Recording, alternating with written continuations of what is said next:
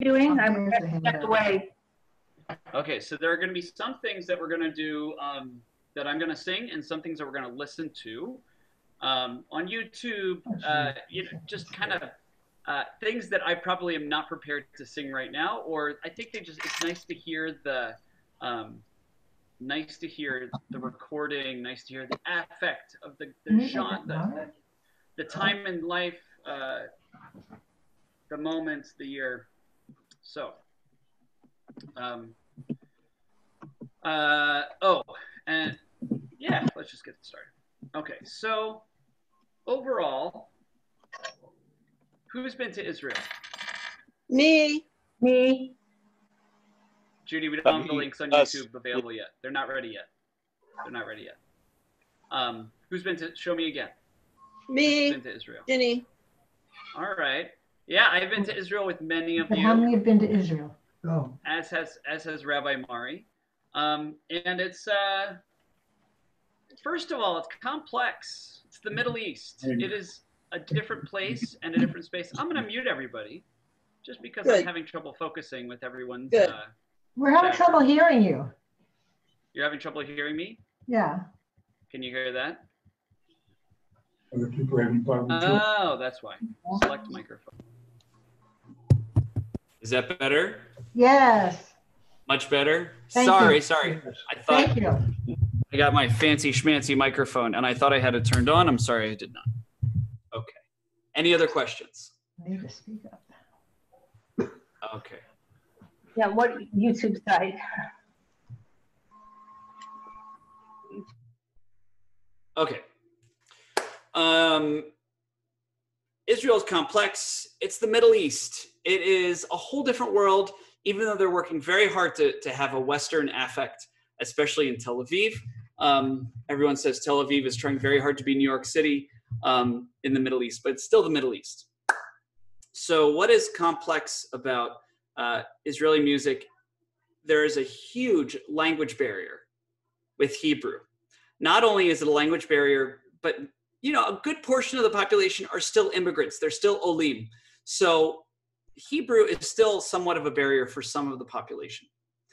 Number two, there are so many different kinds of people who live there. There are Ashkenazim, those who have Western European descent, Sfaradim, those who come from Mizrahi, Middle Eastern communities, the ultra-Orthodox, the Ethiopians, the Russians. It is a huge combination of people that we try to throw into one category, Israeli music. Not so easy. So Israeli music is something that's a passion of mine, and I could talk about it for a long time, but I will stay on topic, I promise. Got my notes right here. If at any point you have questions, please write them down, and when I open it up for questions, the chat kind of distracts me. So if you have questions, let's just hold them until we open up for questions. I think that'll be the easiest way to do it. So first of all, why this class? I remember Rabbi Mari was an outdoor service. In fact, I think Max Cohen was playing guitar and singing with us in that outdoor service. Maybe it was a Tikti service. And we were, I think we pulled out Shir LaShalom as anthem after the sermon. And we were like, hey, nobody's singing. That's weird. It's probably just because it's the verse. It's cool. And then we got to the chorus, and no one was singing. And I think I realized that not many know the repertoire of Israeli music at Temple Chai. And, I don't think it's anyone's fault. I would say let's start from the ground and build it up. So it's been a joy of mine to go through some of my favorites and to work with Rabbi Mari on preparing this class. But it's exciting to share some of the foundations of Israeli music, and maybe this is just 2 classes. It's really hard to do a lot. So we're going to get as much done as we can, but then we're going to shift to maybe a year from now, we'll do a much broader program. Should be a lot of fun. Okay. So let's talk about Zionism.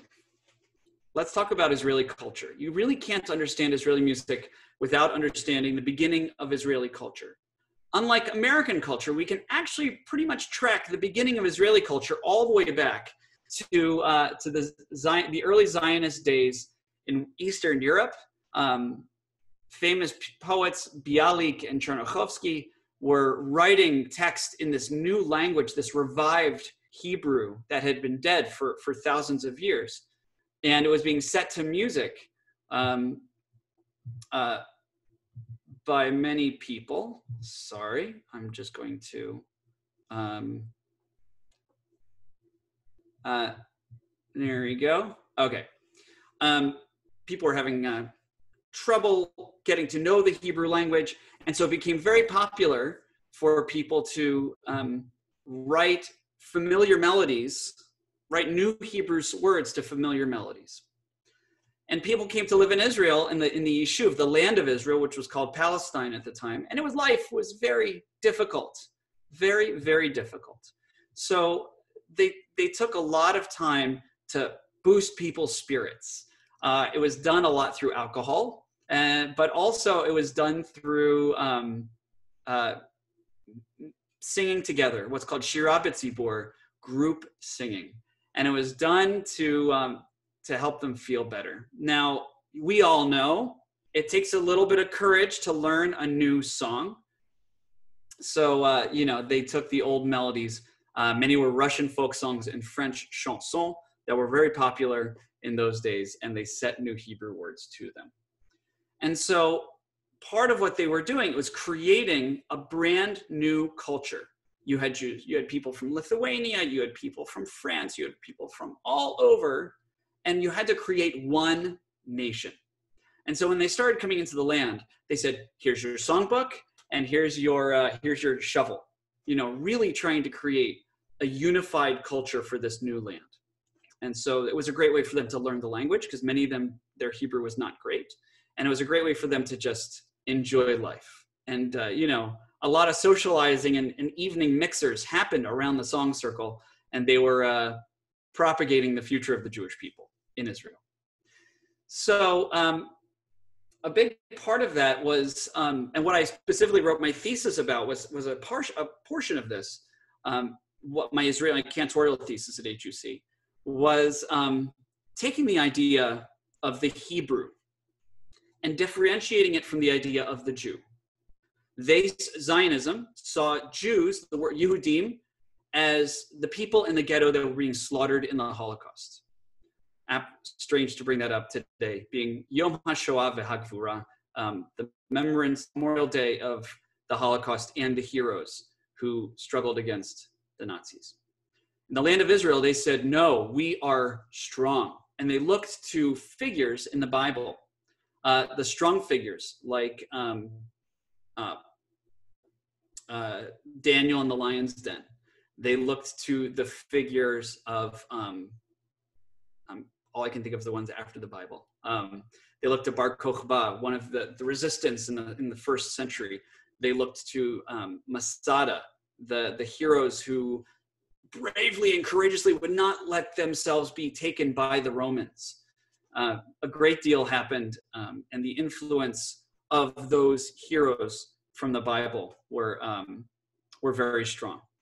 And so, they wrote songs of King David and songs of Noah and Abraham smashing the idols and the courage of Jacob to wrestle with the angel, and became this romanticized idea. And it's like, hey, that's kind of great. We have this cool history that while we're sweating and draining the swamps in northern Palestine, we are learning that we have this like romantic, beautiful, nationalistic history within this land that we're in. And so they used that to create brand new culture.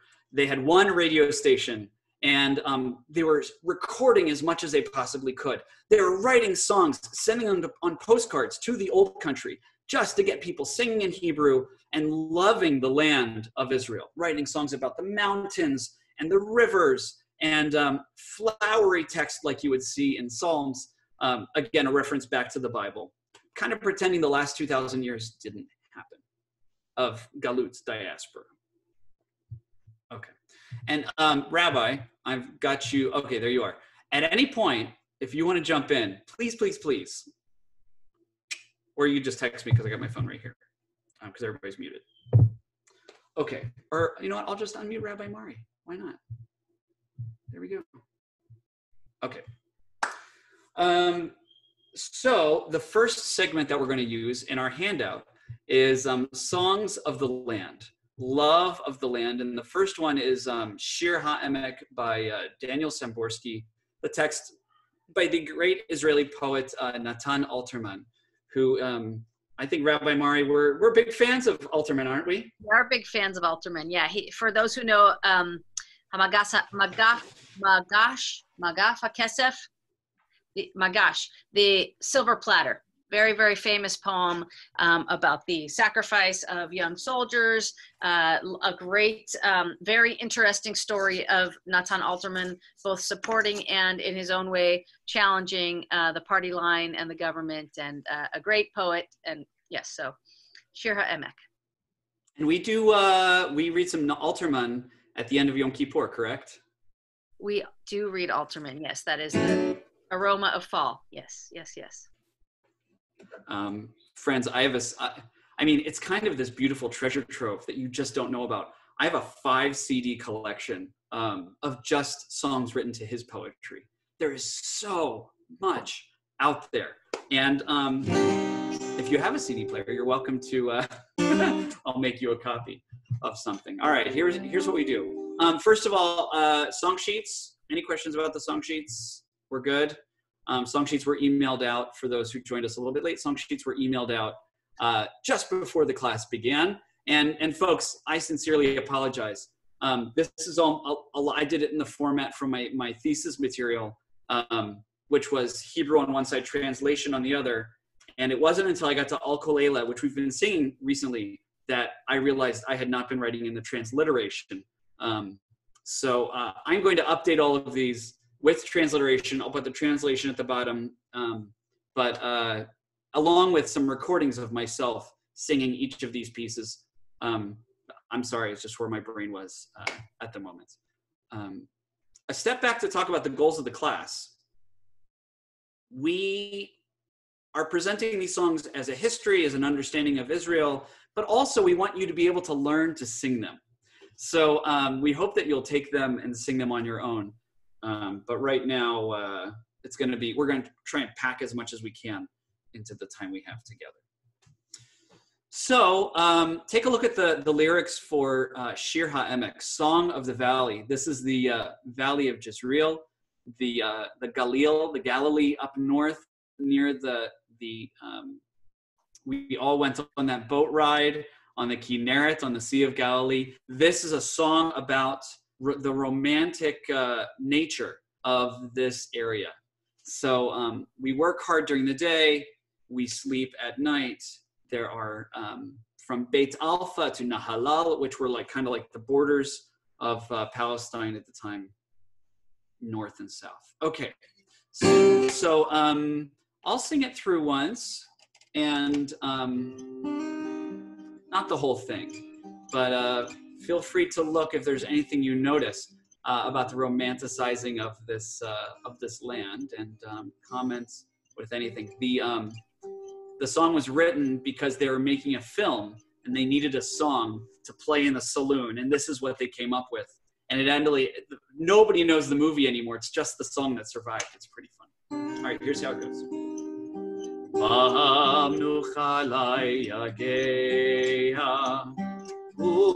Umargoa le'amal Laila chiver le'stareya Al stot emek Yisrael Tal milmata ulvana me'al Mi beit alfa ad nahalal Mama laila milel Mama be'Yisrael Uma emek eretz nideret Anu lecha mishmeret Repeat. Numa emek eretz tiferet anu lecha mishmeret.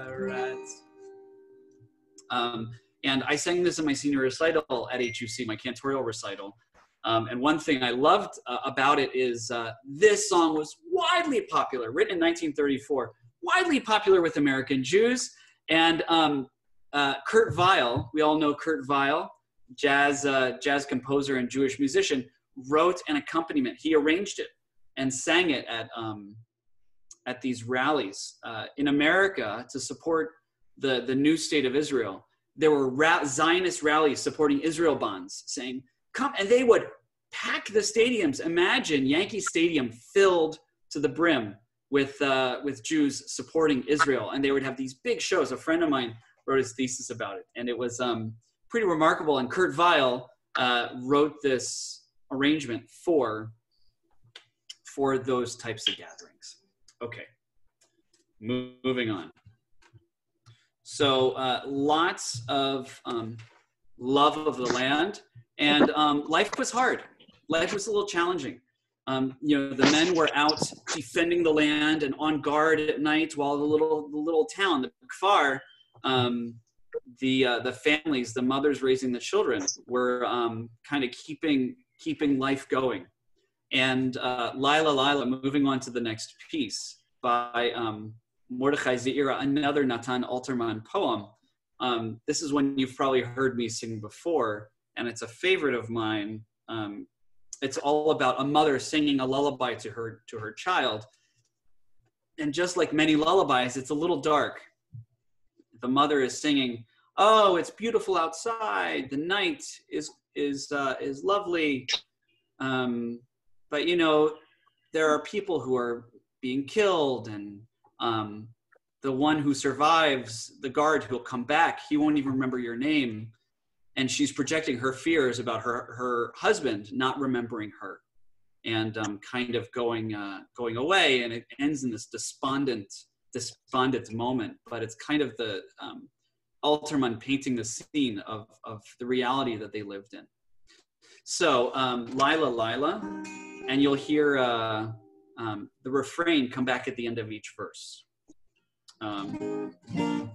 And I'll record these, of course, and make new song sheets again. I apologize. Nope, wrong key.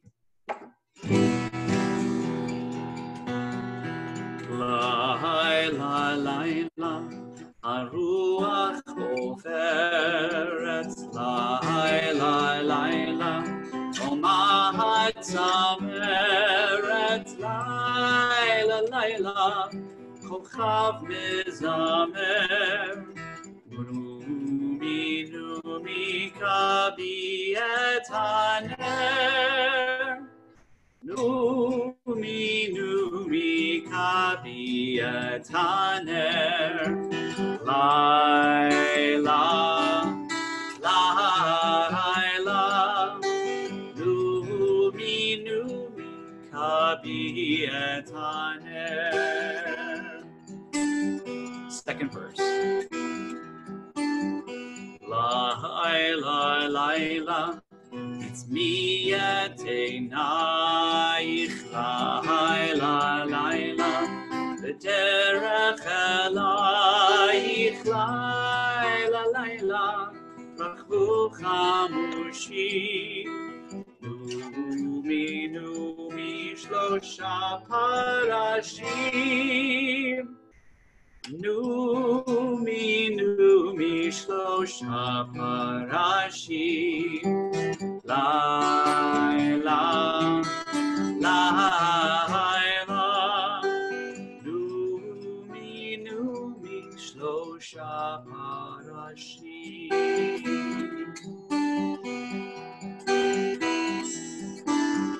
Laila, laila. Echad hayat heref. Laila, laila. Sheni met b'cheref. Laila, laila. V'zeh shenotar. Numi, et shmech lo zachar. Numi, et shmech lo zachar. Laila, Laila. Numi, et shmech lo zachar. And we'll call it there. So a haunting, beautiful setting by Mordechai Zeira of this Song of the Yishuv. So, again, painting the scene, it's a beautiful night, the wind is blowing, and we have, and then it turns kind of dark. Okay. Moving on to, from dark to darker. I wouldn't say dark, I would say sad. Be'arvot HaNegev is a, much of the life that they knew were days of military, days of fighting, days of protecting. They were trying to paint this beautiful picture of the land, and yet much of their reality was based in survival. And sorry, my phone was on. A great deal of tenacity in survival. And so the next song, Be'arvot HaNegev, was written and released in 1948 about the desert evenings, which again sounds like this flowery, beautiful text. Really was a very sad poem written about a man who fell, a soldier who fell, who was just a child, probably 17, 18 years old. And you know what? I'm going to bring up the sheet music for this one so I can read the sheet music.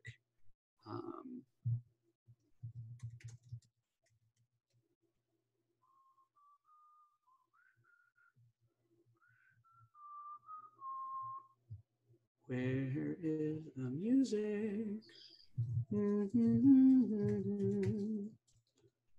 I could probably do it. Oh, that's too bad. All right. That's weird. All right, I'll just do it from the lyrics. All right. Yeah, I'll see if I can get through this one without it getting a little dusty in the room, as they say.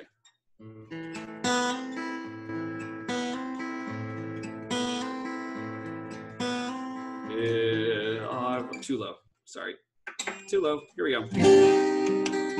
Be'arvot HaNegev mitnotzet hatal. Be'arvot HaNegev oy vey ish magen nafal. All right, sorry, the translation is not right on that first one. Okay. It's more like it's okay. Cantor, go ahead. Give us a taste of it. It's the it sounds like it's just more language of the nature. It's talking about the dew and the a soldier fell. Yeah. Yeah. Okay. Sorry, I'm just frustrated. Okay, just keep going. It's a lot of work. All right. Lo nasham hanar ben adam halev et glorit hasar ruach telatev, and that repeats.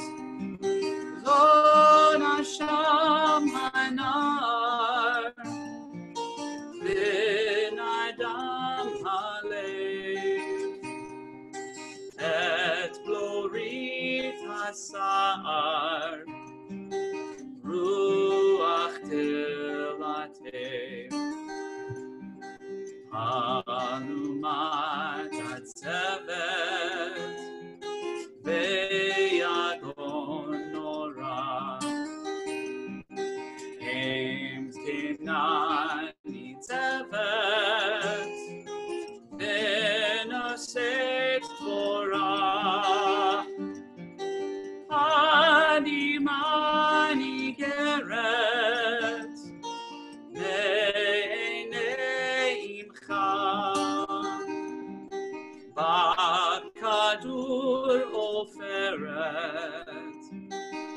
Vaifalach Litcha. Now repeat.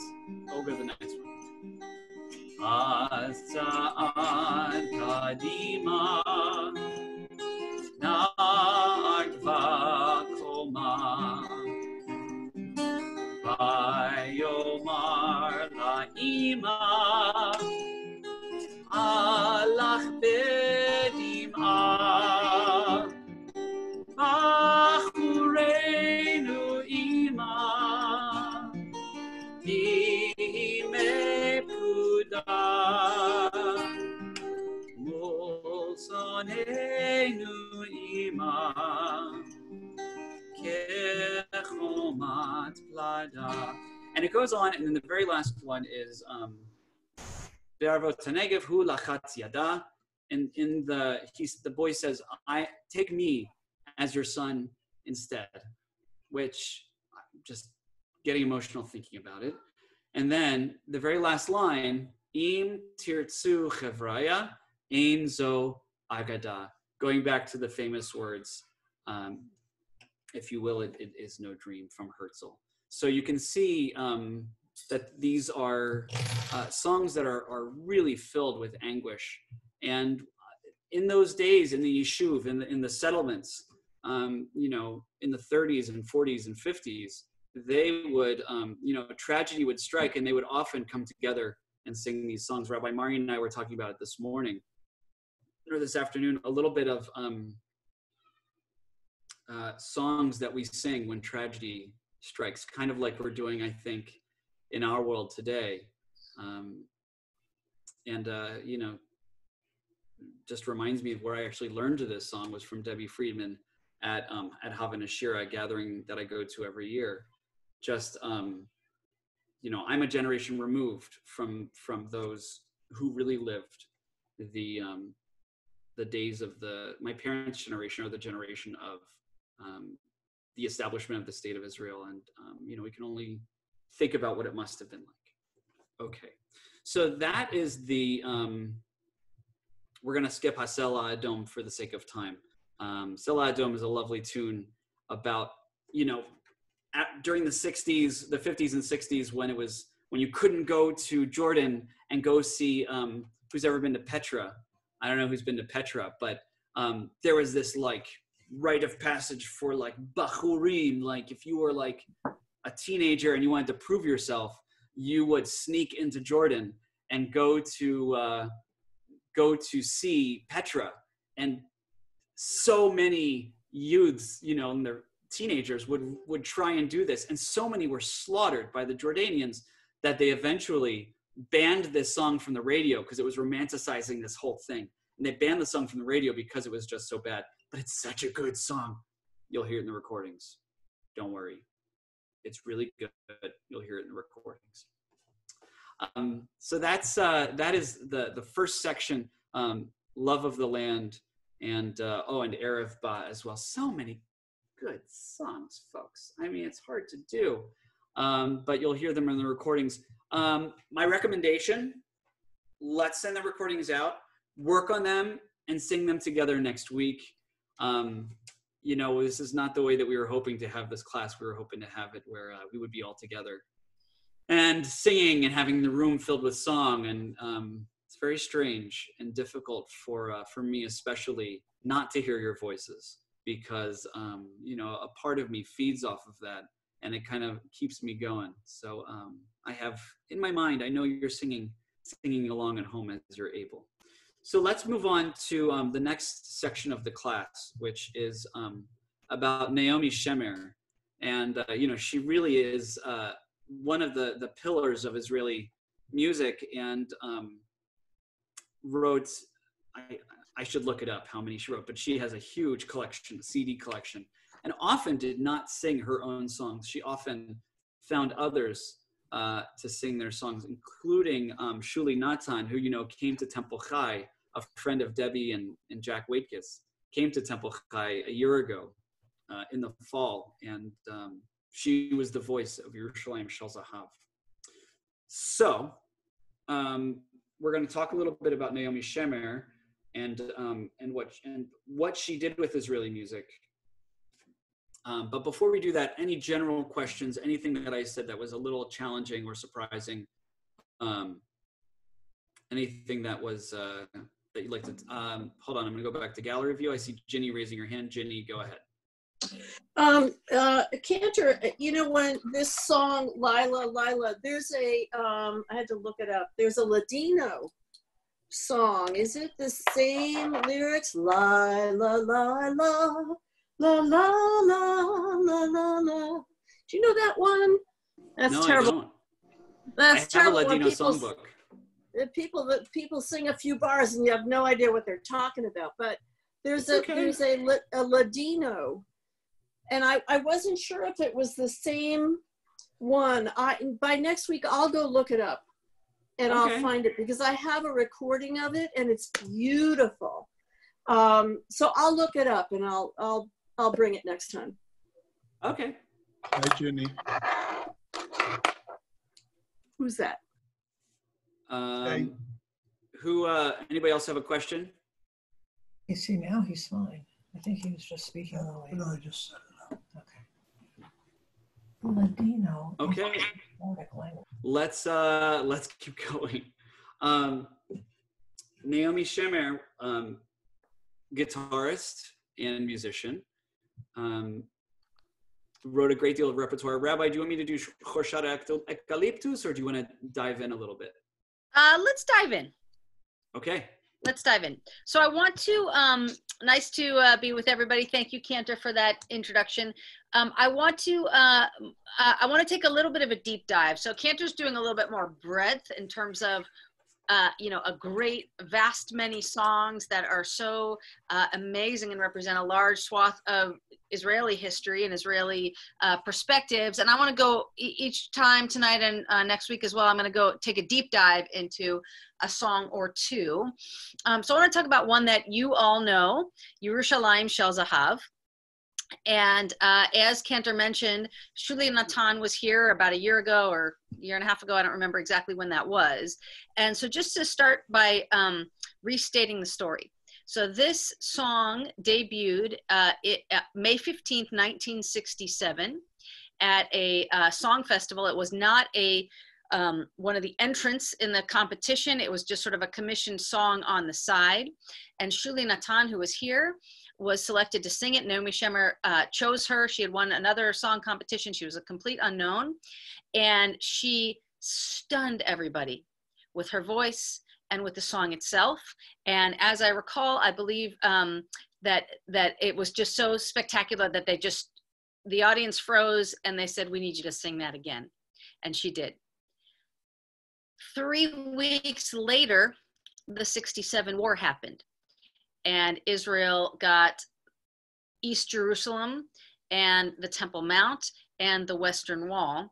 We're going to take a look at what that did to the song, because it had been kind of a banner of hope for those fighting. Although, as we'll see, the original lyrics are a little melancholy. They're a little bit sad. And then when they took the Jordan and East Jerusalem, when they took that, what was that, Jordan, at the time was Jordan, East Jerusalem, the Temple Mount, and so on, it was this song that also became the anthem of that triumph and that victory. So let's take a look at this song.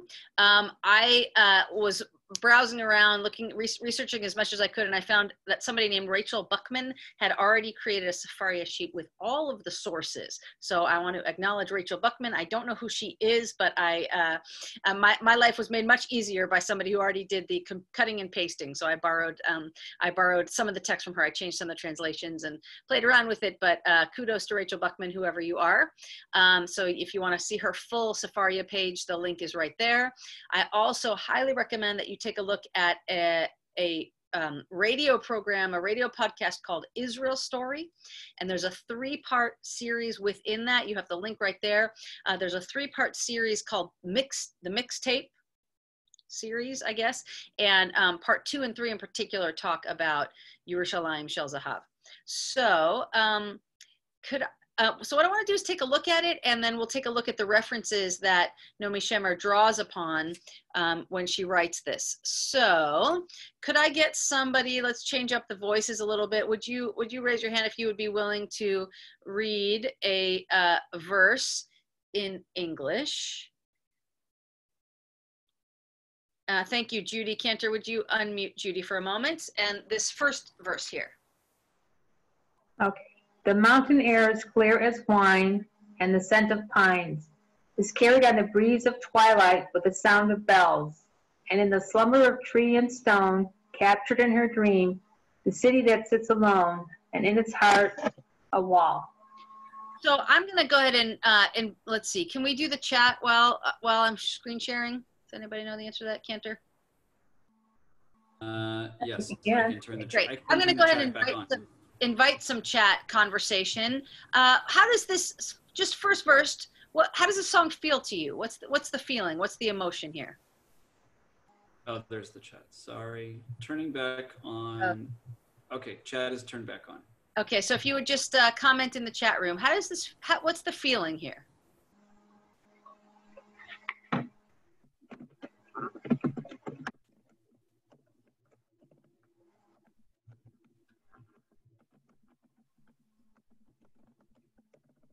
Hold on. Can I see the chat?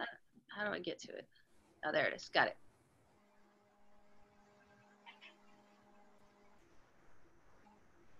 People are sending me.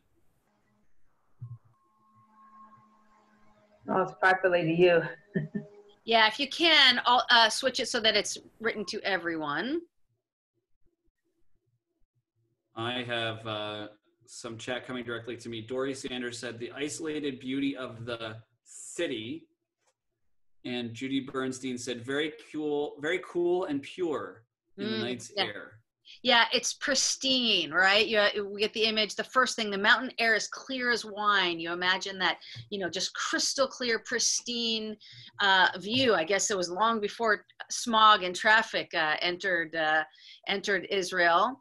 And somebody said something about solitary, right? There's a feeling of aloneness, and maybe it's even a little bit sad. Right? Maybe it's a little, maybe even a little bit melancholy. And in fact, the first textual quote here, it comes from Eicha, Lamentations, which is the text of lamentation when we lose hegemony over Israel, when we lose Jerusalem. Alas, lonely sits the city, once great with people. She that was great among the nations is become like a widow. The princess among states is become a thrall. Ha'ir asher badad yoshevet, that last line in the Hebrew there, that comes straight from Eicha. This is the beginning of Eicha. Eicha yashva badad ha'ir. The city sits alone. In the context of Eicha, it's post-trauma. The Babylonians have sent everybody away. There is no hustle and bustle. There is no city. There is no temple. There is no ritual as we've known it. And so this is experiencing that trauma and mourning the loss. So she's drawing on some sadness in that first verse. Let's keep going. Of course, you know the chorus. Yerushalayim shel zahav v'shel nechoshet v'shel or. Jerusalem, the city of gold and bronze and light. Halo lechol shiraich ani kinor. Here, Naomi Shemer is drawing on two different texts. One comes from the Talmud. I'll read it briefly. Rabbi Akiva became betrothed to the daughter of Kalba Savua. When Kalba Savua heard about their betrothal, he took a vow prohibiting her from eating from his property. You're going to marry that rotten kid? You're cut off from your inheritance. Forget it. You can't even take a bite of food from my wealth, says Kalba Savua. Not an uncommon trope in rabbinic literature that some rabbi wants to marry into a rabbinic family and they don't all get along, and we see a lot of drama between children and parents and in-laws and all that. Okay, despite this, they loved each other so much she went ahead and married him. In the winter, they would sleep in a storehouse of straw. That's all they had. And Rabbi Akiva would gather strands of straw from her hair. He said to her, if I had the means, I would present you with a Jerusalem of gold. So Yerushalayim shel zahav, that phrase is actually Talmudic. What is it? probably a ring, maybe a pin, something that he's saying, you know, if I, you know, if you know the song from the Bare Naked Ladies, if I had $1 million, here's what I would buy you. What's he going to buy her as he takes the straw from her hair each night, because all they can afford to sleep in is a bed of straw? I would buy you a Jerusalem of gold if I could.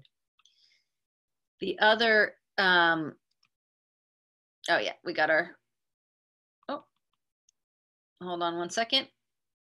I think I might have, oh yeah, okay. And then the other textual reference there is a poem from the 12th century.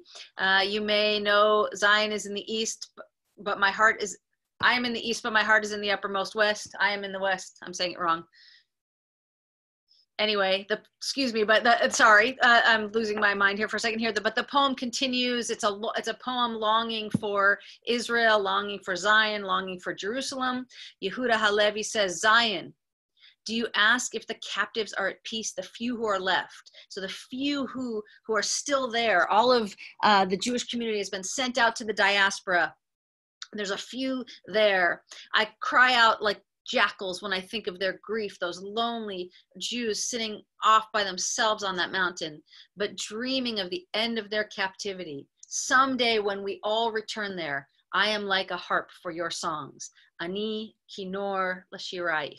Right, so she's drawing on that in the chorus.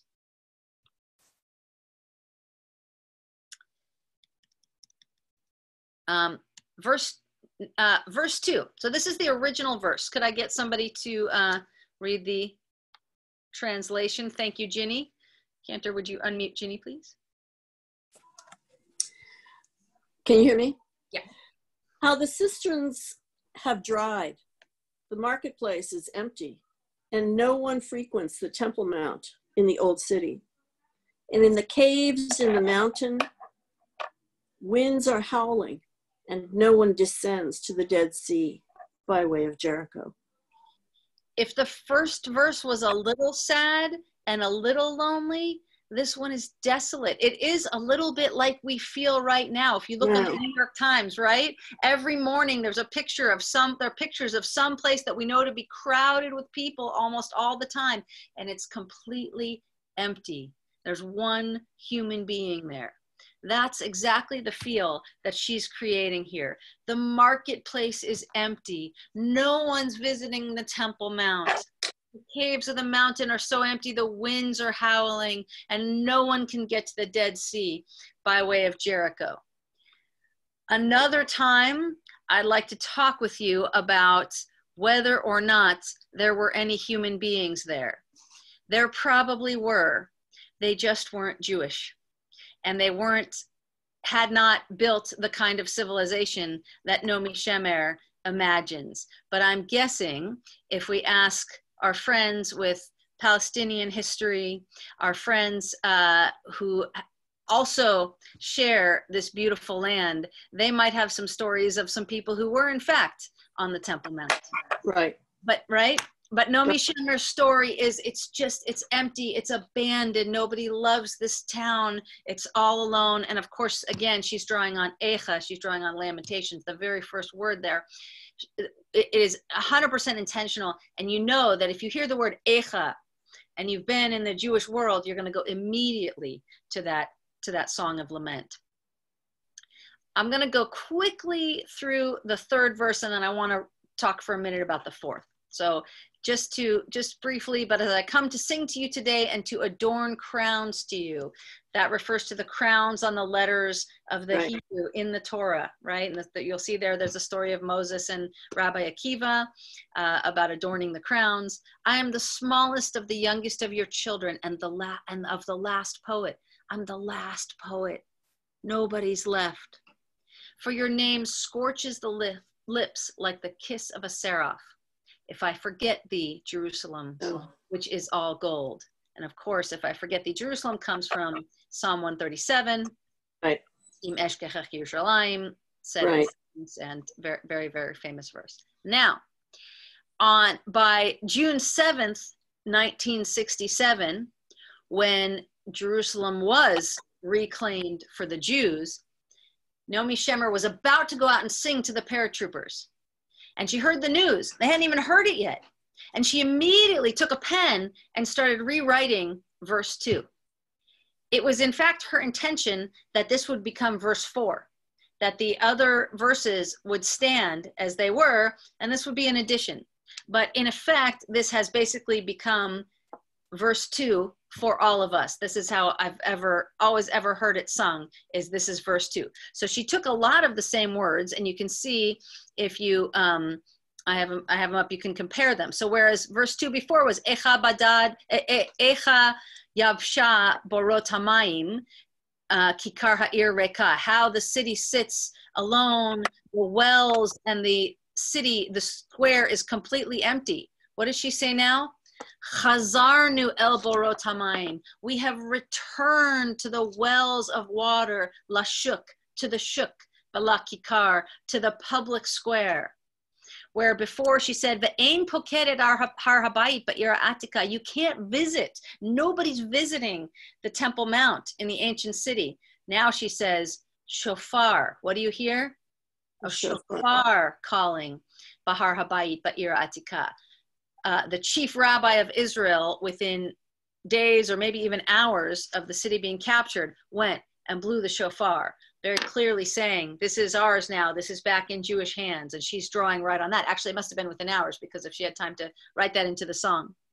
Uvmarot asher basela alfei shmashot zochot, and in the caves and the mountains, the sun is shining, thousands of sunshine. Before, what did we hear? The empty wind, highlighting the emptiness. There's nothing there. Now the sun is shining, light and fulfillment. Nashuv nered el yam hamelech b'derech Yericho. Whereas before she says there's no going to the Jordan by way of Jericho, now she says we will go to the Jordan by way of Jericho. So she takes those same words, but she rewrites them for post the 1967 war. It is I think that's it. Yep. It is a very rich, very, very important song. Only one of Naomi Shemer's many, many influential pieces that were rallying cries for the state. Again, I'll say we'll have another conversation another time about what her stance means for us a little bit over 50 years later, how we might think about the politics of 1967 and the politics of 2020. But for now, I'll hand it back to Cantor for a little more Naomi Shemer. Beautiful, beautiful.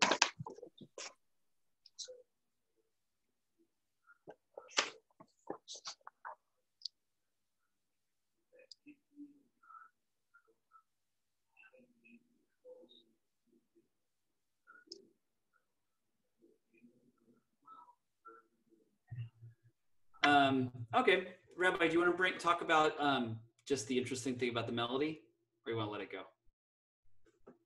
Or do you want me to talk about it? I mean, so, okay, so the, briefly, there was some controversy.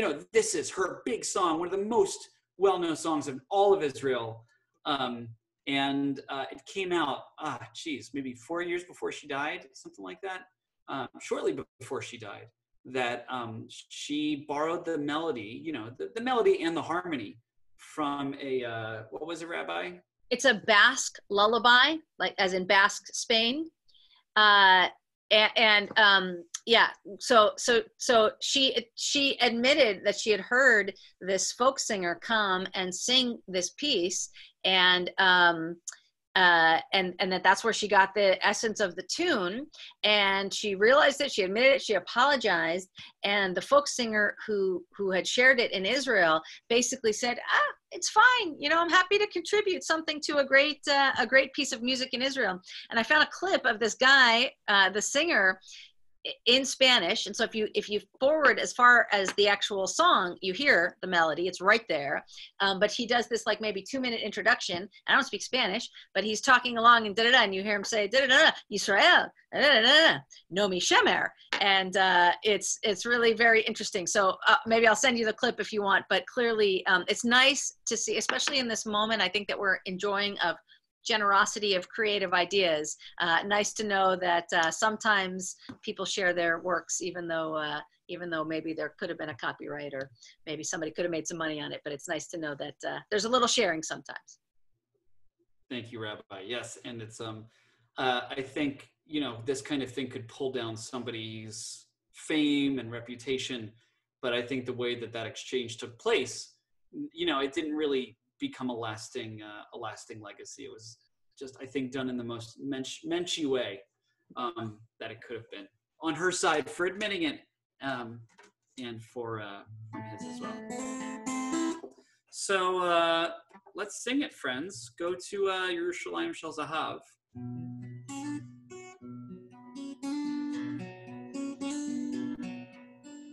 Avir harim tzalul kayayim v'reach oranim. Oh. Nisa beruach ha'arba'im im kol pa'amonim u'etardemati lan va'even shvuya b'chaloma ha'ir asher badan yoshevet u'veliba choma. Together, Yerushalayim shel zahav v'shel nechoshet v'shel or alu lechol shiraychani kinor. Yerushalayim shel zahav v'shel nechoshet v'shel or alu lechol shiraychani kinor. Now this verse that Rabbi talked about, the switched verse, the new version. Chazarnu el borot hamayim lashuk v'lakikar shofar koreh behar habayit ba'ir ha'atika uvimorot asher basela alfei shmashot zorchot Nashuv nered el yam hamelach bederech Yericho Yerushalayim shel zahav v'shel nechoshet v'shel or halu lechol shiraychani kinor. Yerushalayim shel zahav v'shel nechoshet v'shel or halu lechol shiraychani kinor.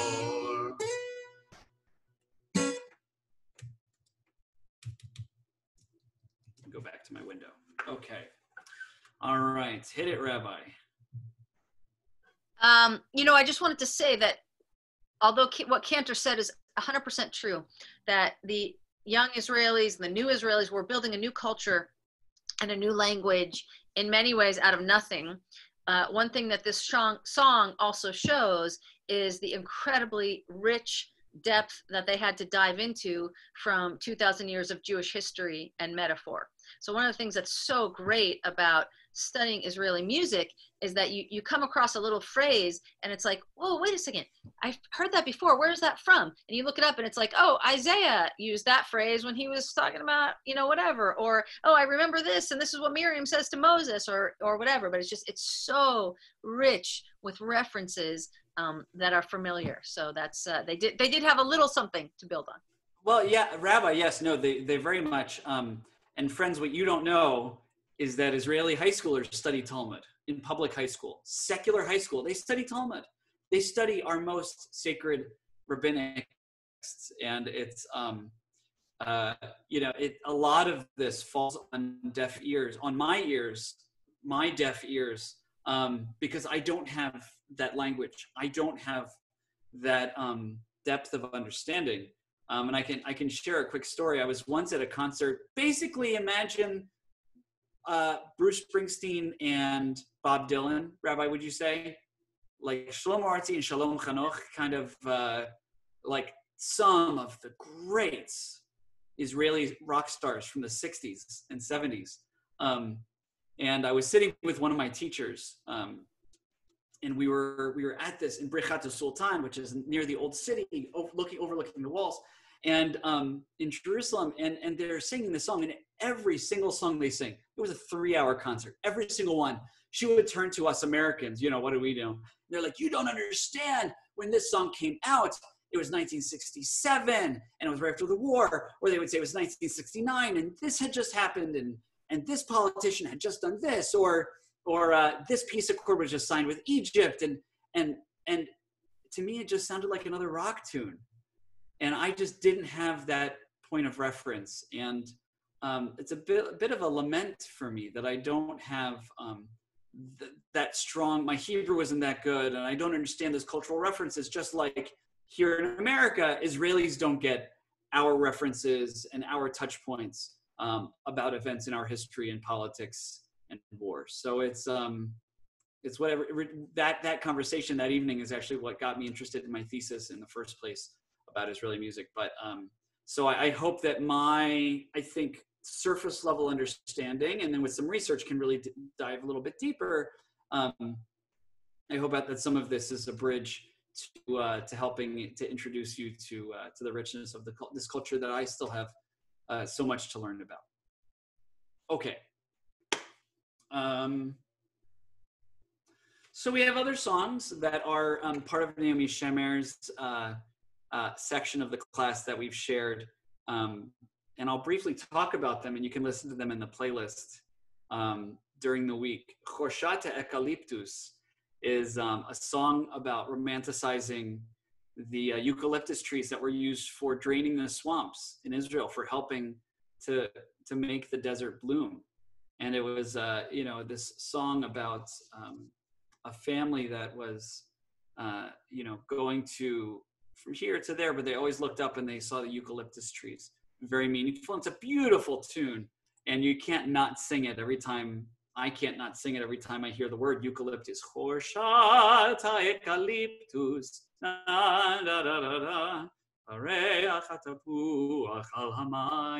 you'll hear it in the recordings. Don't worry. Some others that we've been teaching the congregation to sing. Lu Yehi. There's a wonderful story about Lu Yehi, which literally translates to "let it be." And it was published, it came out in 1973. And in that time, in the early 70s, so many songs in Israel were just being literally translated. So if it works in English, let's do it in Hebrew, the exact same song. And the popular one that everybody sings is Anu Nitgaber. That's not a good key for you. Anu Nitgaber. Anu Nitgaber. Anu Nitgaber Yom Yom. Ve'omek libi ani ma'amin she'anu nitgaber yom yom. Right? What is it? Mouth it to me. We shall overcome. Right? And it's fascinating how much that was happening in Israel. And so "Let It Be" came out right after the Yom Kippur War. And Naomi Shemer said, we need a song of our own. I just can't do that to Hebrew, and I can't do that to Paul McCartney. So she wrote her own version, Lu Yehi, which doesn't really sound anything like "Let It Be," but it very much has the. Rabbi says maybe. A little bit, yeah. I think you can. Yeah. So so we have different appreciations of music, but they go together really well. You can go Lu Yehi Ana Lu Yehi Kol Shenevakesh Lu Yehi. Let it be, let it be, let it be, let it be. Sun will come tomorrow. Let it be. Right? That kind of works. They are what we call, they can be good partner songs. Not necessarily similar enough, but they're really good when you sing them back to back. And finally, the other selection, I didn't realize it came out in 1980. That's pretty late for some of Naomi Shemer's big hits. But Al Kol Eila was, is I think one of the great wisdoms that Rabbi Marian imparts to us. Remember, with the honey, you also have the sting. we have balance. Sometimes there's good and sometimes there's bad. And we have to remember when times are really tough, we have moments of joy, and we are grateful for those moments of joy when we have them. So Al Kol Eila is all about celebrating those times and remembering that when with every joy that we have, there's a little sorrow, and with every bit of sorrow we have, there's a little bit of joy. Why don't you do a verse of that, Cantor? Yes, ma'am. So if you're in the handout, we are. Oh, you can do it. Come on, computer. Nope, skipped it. Page 8. Al hadvash ve'al ha'oket, al hamar ve'hamatov, al biteinu ha'tinoket shmor eliatov, al biteinu ha'tinoket shmor nope. Al ha'esh ha'mefoeret, al ha'mayim hazakim, Al ha'ish asher habayta min ha'merchakim. Al kol eileh, shmor na li Eli hatov. Al hadvash ve'al ha'oket, al hamar ve'hamatov, al nata akor natua, al tikach et hatikva, hashiveni ve'ashuva el ha'aretz ha'tova. Friends, do you hear that? Hashiveni ve'ashuva. Does that remind you of anything? Hashivenu Adonai. Right? So it's, again, she's referencing even prayer, for these secular Israelis. They were connecting to prayer and connecting again to the book of Eicha, Lamentations. And there's no question what everybody's supposed to think about when she says, Al tishkach et hatikva, which means don't forget the hope. What are we supposed to think about? The hope as a general concept, but hatikva. That, every single person hearing that song is supposed to go straight to hatikva when you hear that. Yeah.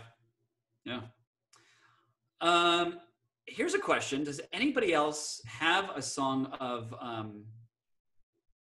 Naomi Shemer's that you're familiar with?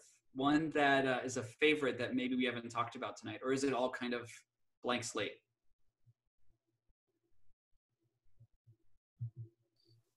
It's okay if you don't. There's nothing wrong about that. Okay. All right.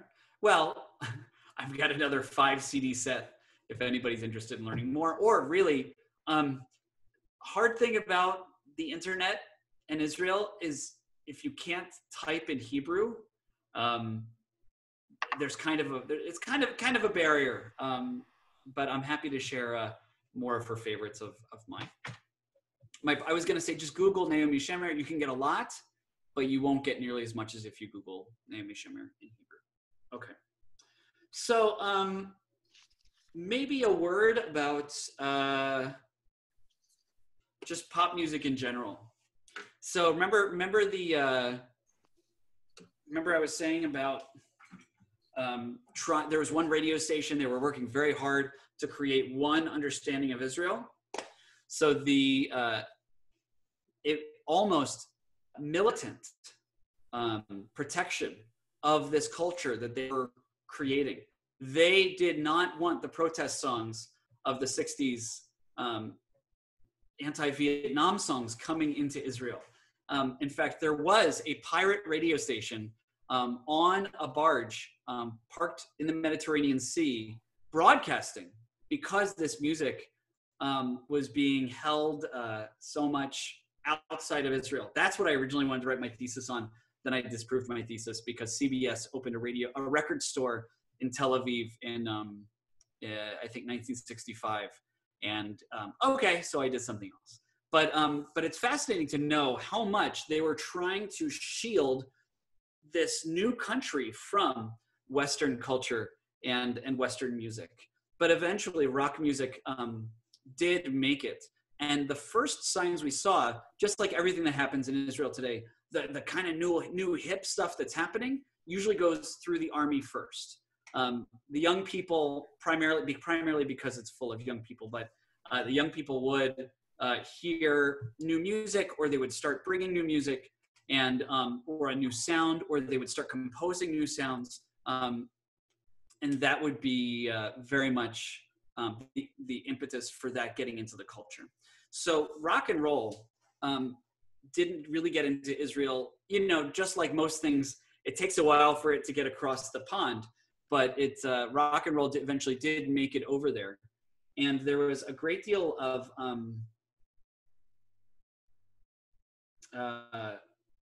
there were army bands, Lahakot Tzvayot. It's a mouthful, but these army bands, imagine the army having like their own band, and the Navy and the Marines and the Air Force, each having their own band, and they would kind of compete. They would travel around the country entertaining the troops in their own divisions, and they would kind of say who's the best, and they would have these big competitions to see who was the best. And really, if you wanted to be a rock star in Israel, or just a popular singer, have a career in music, you had to be in one of these bands in the 40s, 50s, and 60s in order to really make it big. That's how you got yourself on the radio. That's how you got access to that world. The army bands were the gatekeepers of popular music. And so much of what was happening were, at first there were these festivals, and the festivals of Israeli songs, and they would make these competitions, and all the army bands would come, and it was called Festival Hashir HaYisraeli. So the Israeli folk song festivals, literally. And the bands would come, and a lot of these flowery songs about the land would end up there. And then it ended up becoming this rock and roll thing, and was really interesting. And there's a movie, an Israeli film from 1969 called Halehaka, called The Band, and stars one of these Israeli rock stars named Giddy Gov, who happens to be a first cousin of our dear Sharona Silverman. So if you want to see Sharona's first cousin in a movie, I'll make a note to share that with everyone. But yeah, I can use this paper.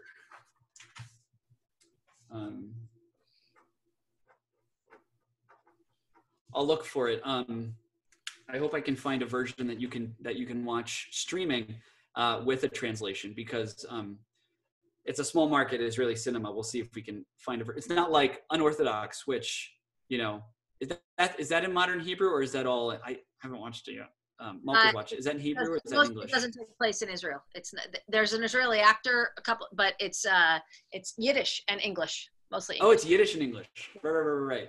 What was I thinking of?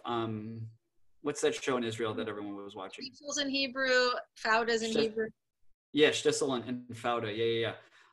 It's not like those today, Anyway, so at the culmination of this film, it's about this army band that kind of travels around the country, and life is hard, and they're bickering with each other, and they have auditions for new people, and it's this weird, strange life that they're living. And then there's an attack, and it's really, it's not graphic, but it's emotionally very jarring. And there's this scene where the troops come back from battle, and they're all in their tent, and the band is just sitting in the tent with them, just singing to them lullabies to just say, it's okay.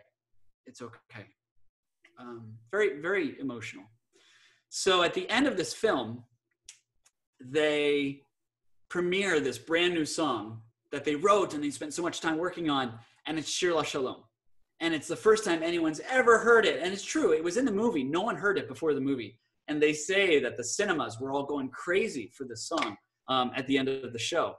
And so Shir LaShalom is a powerful tune. And let's go to the text of that one on page 9. And so Yair Rosenblum was an up-and-comer. He was a writer for these army bands. And he wrote the music, and his buddy Yankala wrote the tune. So let's just look at the third bit of translation there. So sing only a song of peace. Do not whisper a prayer. Better sing for a song for peace with a big shout. Use the chat, please. What strikes you about that? What strikes you about that refrain?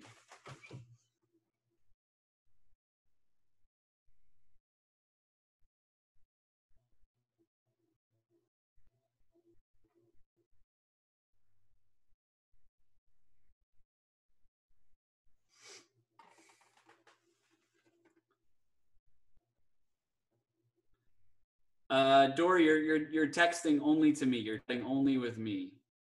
Try to put it on public on everyone. Ginny said, forward, not back. You know, Shir LaShalom. Don't proclaim peace loudly and proudly. Yeah, that's funny. It's exactly what Dory said privately to me. Yeah. So it's also differentiating between, again, this idea of the Jews in the ghetto, the religious minority, those who say, if we pray to Hashem, everything will be fine. Just say your prayers, pray to Hashem. Don't worry, just say your prayers. And they said, no, let's get out in the street and do something. Again, this was the influence of Vietnam protests. This was the influence of Western culture. To get out there and make and create the change. So it's got a powerful message, and let's just sing a little bit. So the refrain, that third part, lachen rak shiru, that's a little bit high, I think, for the folks. Let's try it. Lachen rak shiru, shir LaShalom. Al tilcha shutfila, utav tashiru shir LaShalom, betze'aka gdola. Hey, tnu lashemesh la'alot, laboker leha'ir. To the top. Hazaka shebat filot, otanu lo tachzir. Asher kavanero uve'afar nitzman bechimar lo ya'iro lo yachziro lechan ishotanu lo yashiv mikor tachti tafel kan lo ya'ilu dira lo simchat hanitzachon Velo shirei halel, Hillel maktin rak shiru, shir LaShalom, al tilcha shutfila, utav tashiru, shir LaShalom, betze'aka gdola. And just like in Hair, how many of us have seen Hair on stage?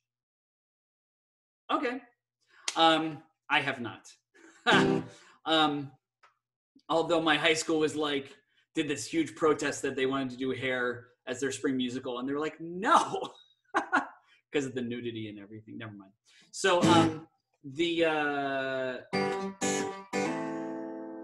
the end of the song is very much just like, let the sun shine. They're like, Shiru, Shalom, Shiru, ba bum bum ba bum bum bum. Anyway, I'll share the recording with that one.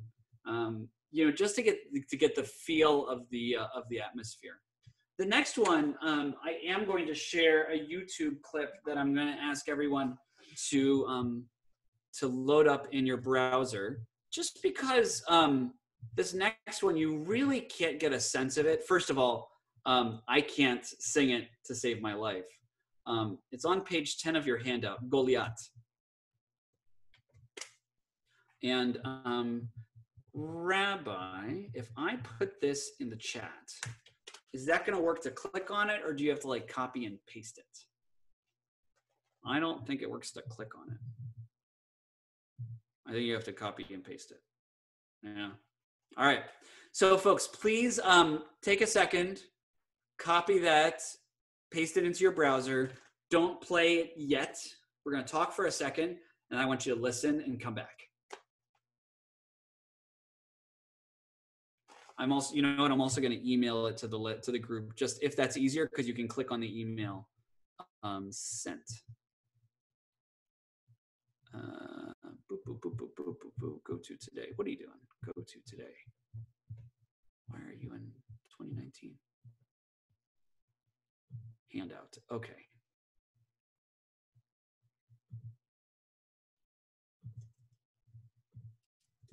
All right. I also just sent it in the email. There it goes. You should hear some guitars at the beginning.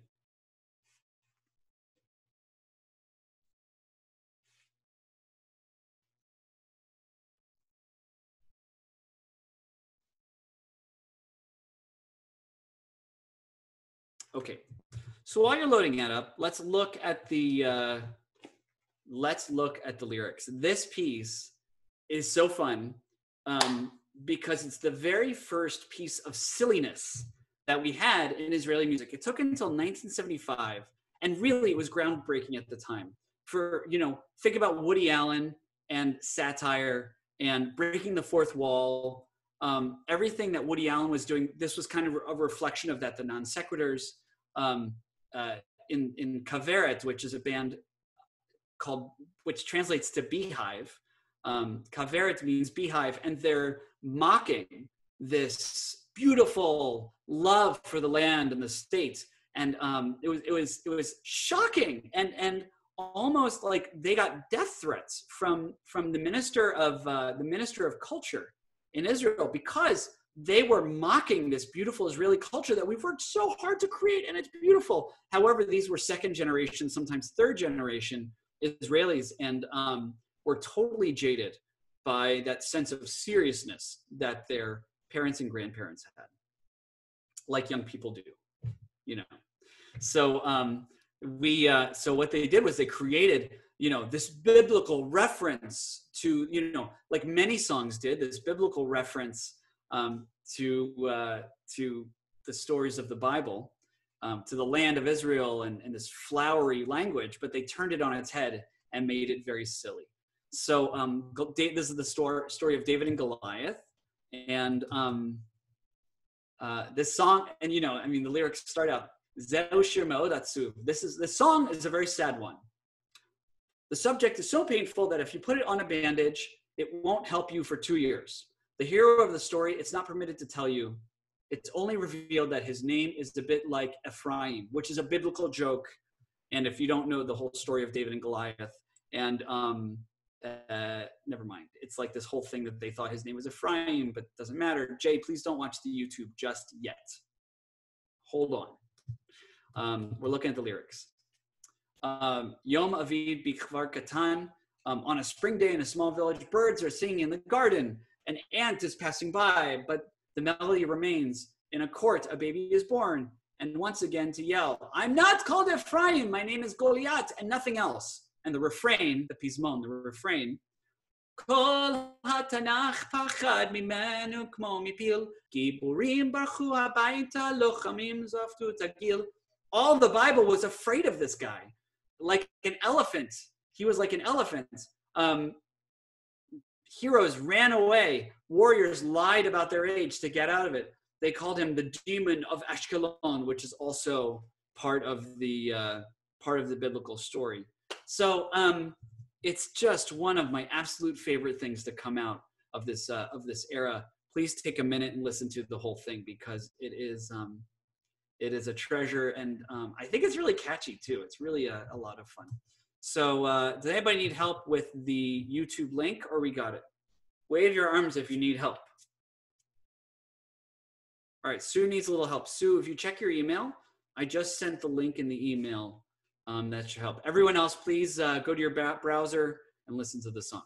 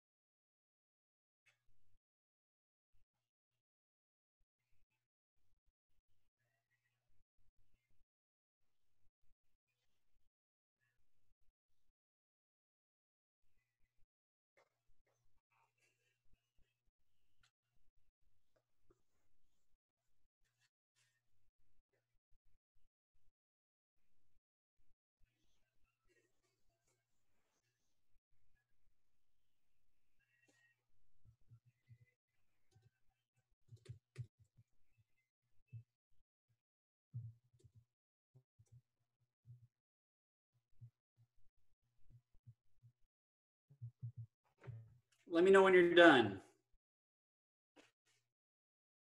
We're good? Okay. Some of us still listening? Yes,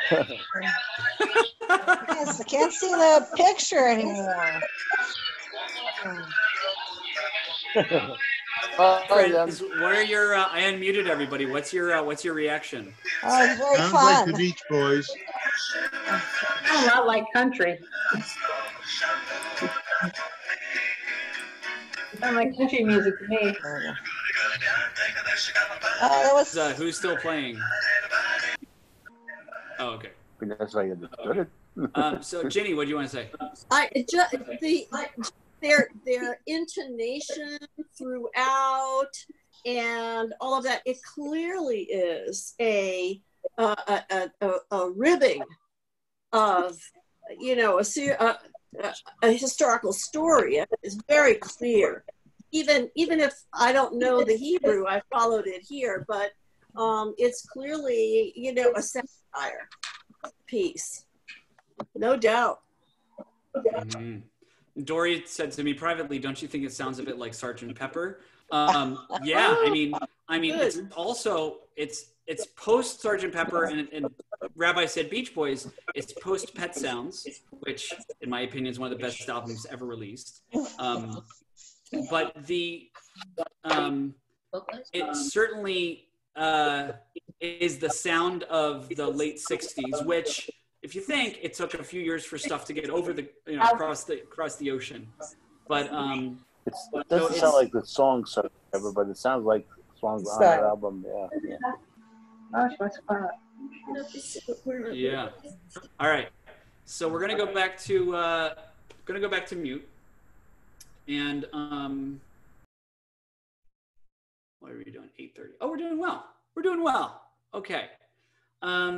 Couple more pieces I want to share. So this is a couple years before that. This is the Army Band's Shlomo Artzi, who was one of the Bruce Springsteen type guys. Huge, you know, got a rough voice.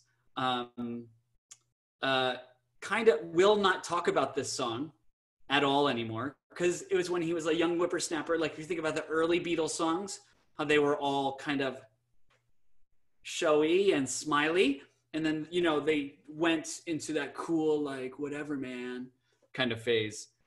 This was one of his early songs. And another one about a big song. I'm tempted to send you a link for it, but I could try singing it because it's pretty challenging. Shir Baboker Baboker.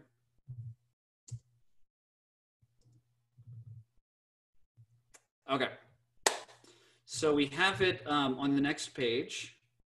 So this was a song that was when he was in one of the Army bands. Shlomo Artzi became famous. This is actually what launched his career.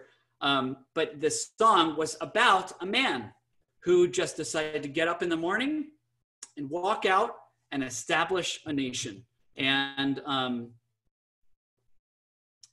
between the cracks in the sidewalks, grain stalks arise before him, you know, because they made the desert bloom. The Persian lilac trees above him give off pleasant odors. The dewy hills, bathed in rays of sunlight, they produce the sunlight canopy for his wedding. So the song is all about, does anybody know? Rabbi, do you have a guess? No? No? It's about David Ben Gurion, the first prime minister of the state of Israel, because he was the one who established the nation. And when I was at camp, at Kutz camp, this was one of the songs we always sang on Shabbat. Fact Snack, the staff and the faculty would get together. And it's a great song once you know the Hebrew. Friends, I know I'm going to do transliteration. I'm sorry. Again, I'm sorry about the transliteration not being there.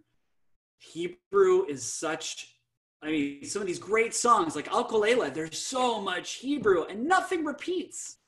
So it's so challenging. But you know, every time you work at breaking your, we say breaking your teeth on the Hebrew, you know, learning that Hebrew, getting comfortable with the Hebrew, just like prayer. How many of you can sing Shiru Ladonai Shir Chadash, right? How many of you can sing a full paragraph? It takes a while, right? But once you got it, you love it. So I would inspire you to, I would hope to inspire you. I would ask that you kind of work on this Hebrew. First start with the chorus, listen and try singing the chorus, and then listen again and try getting the verses, because it's so rewarding when you can sing them. And it just gets better and better with each time. Okay, here's my music. Okay. פתאום קם אדם בבוקר ומרגיש כי הוא עם, הוא מתחיל ללכת, וכל הנפגש בדרכו קורא הוא שלום. Here's the chorus again. פתאום אדם בבוקר הוא מרגיש כי הוא עם, הוא מתחיל ללכת, וכל הנפגש דרכו קורא שלום. And this is where, so that's the hard rock version, and the verses are kind of like the old flowery Songs of Israel version. גנים עולים מול פניו, מבין חריצי המדרכת, והנחוד נעננים בצרכת. הצללים רוססים, והרים ריבו קרניים, הם יוליכו חבורת שמש ילולתה. פתאום קם אדם בבוקר ומרגיש נרעם, הוא מתחיל ללכת, וכל הנפגש בדרכו קורא שלום. Now, getting back to the goals of the class, I would really like to sing this with you. Yes, it's going to be a hard one, but let's call this like level 3. And I hope when we can get back together again, we can have an evening where we all just have a little falafel together and sing these songs from this class. That would be great. That would be great. I would love to see you. I would love to see you. All right. So the last one, let's close tonight with Unatana Tokef, which I did not give you the text for because I ran out of time when I was building the handout. But it's Unatana Tokef, right? We know Unatana Tokef. So 1974, I think it was 1973. 1973, progressive rock was just taking off. Anybody fans of progressive rock? Anyone? Yes. Rabbi. I didn't know.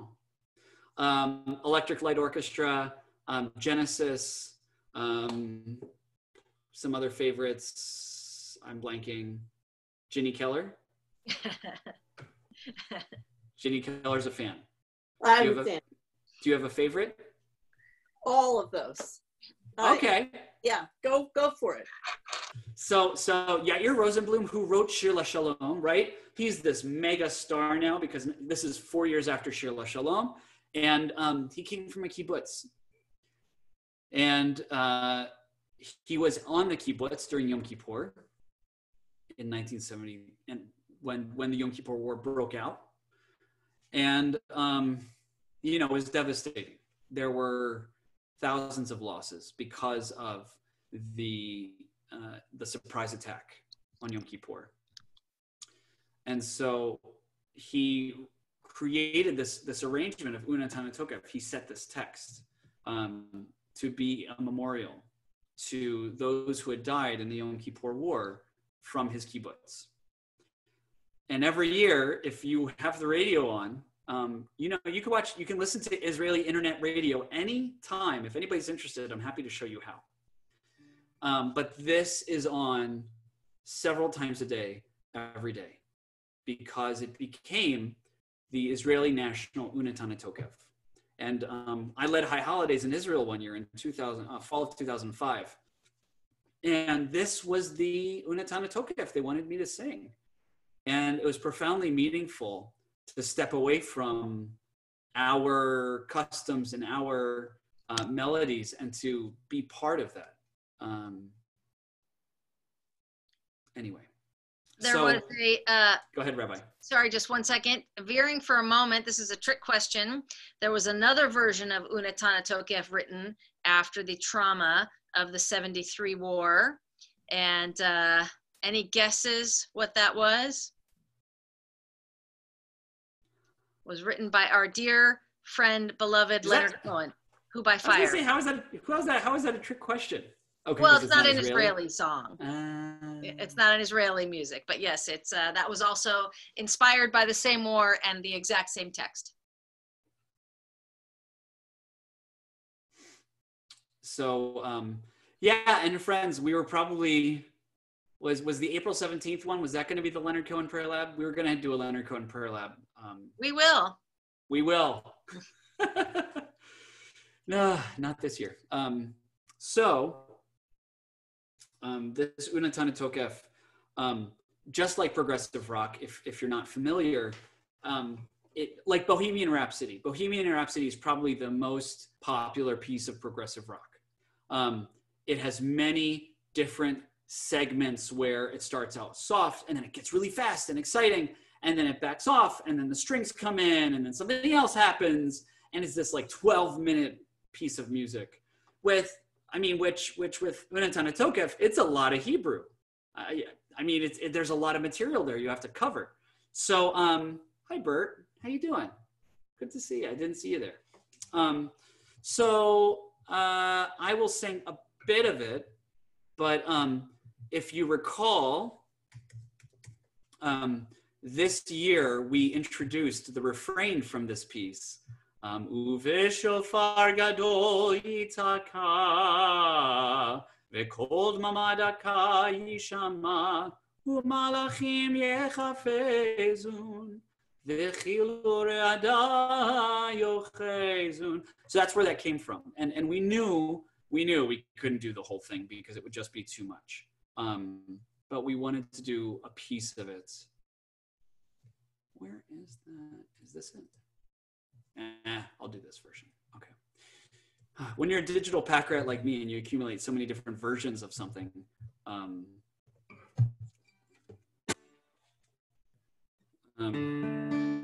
it's an F. When it's on F. Oh, it's on A.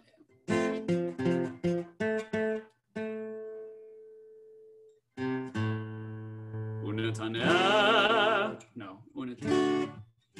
I'll just sing it. Forget the music. I'll sing it the way that I know it. Unetana tokef kedushat hayom,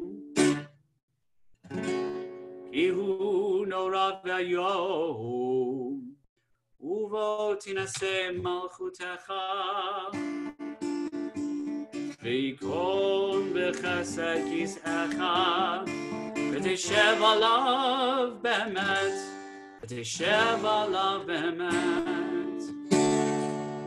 Emet ki atahu dayan uchiach vahed, v'chotem v'sofer umoneh, v'tizkor kol anishkachot, v'tiftach et sefer hazichronot, u'me'elav yikarev v'chotam yad kol adam bo. Here we go. Uveshofar gadol yitaka, v'kol dmamadaka yishama, u'malachim yechafezu, v'chilur hada yochezu, u'malachim yechafezu, v'chilur hada yochezu. V'yomru hine yom hadim, v'kol al tzva marom badim, yizku v'necha badim. And then it like shifts gears completely. V'chol ba'e olam ya'avru lefanecha kivnei marom, kivakor ro'en edro, ma'avir tzono tachat shivto. And it repeats that. Cantor is at Gazar Dinam.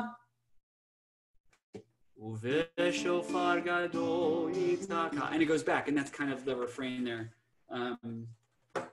So it's a through composed piece, but it eventually comes back to, and then it changes the melody, and then goes to Ki Kashimcha, which we don't even get to chant at Temple Chai. It's too much time, but this whole piece, and if you think about it, what Yair Rosenblum is saying is,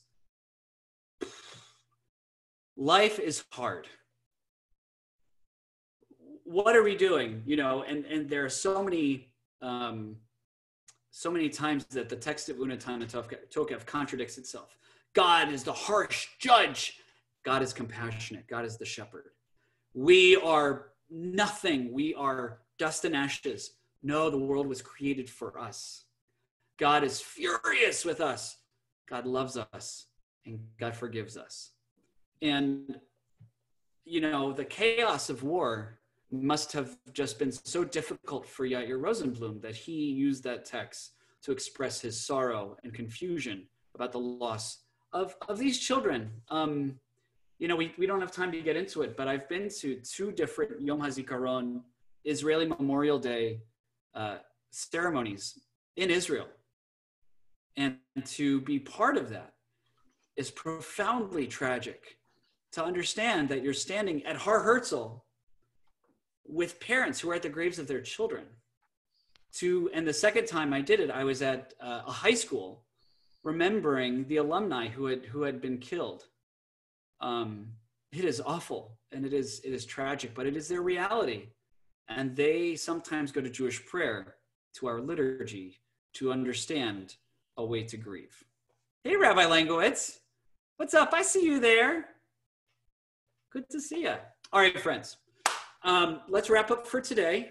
Rabbi, any party words? Yeah, no, I mean, I think we were trying to capture sort of the wide variety of emotion, certainly in the early Israeli experience. What did we take you from 1934 to 1980 at least? Next week, we're going to go into some contemporary stuff, including a piece that Cantor Wolman found that was written in the last month and is a really just chilling response to coronavirus. And we're going to look at some other relatively contemporary pieces. So we look forward to diving into all of that with you.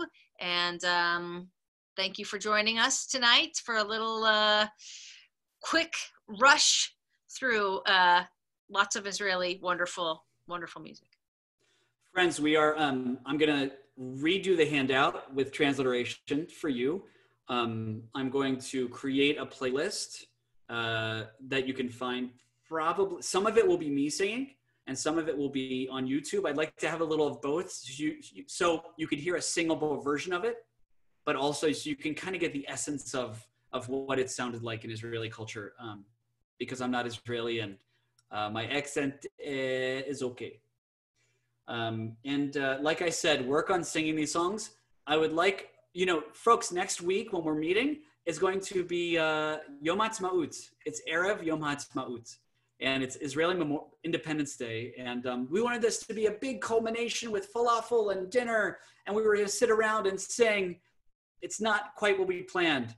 But please, please, please learn some of these songs. Pick a handful and really learn at least the chorus. And we're going to sing we're going to spend some time singing next week. Maybe we'll make it up next year with a longer class, with a little more in-depth, with a little more singing together when we can all regather. And thank you for your interest and your love. So we will see you Friday for Kabbalat Shabbat. And then Tuesday night again. Take care, folks. Thank you.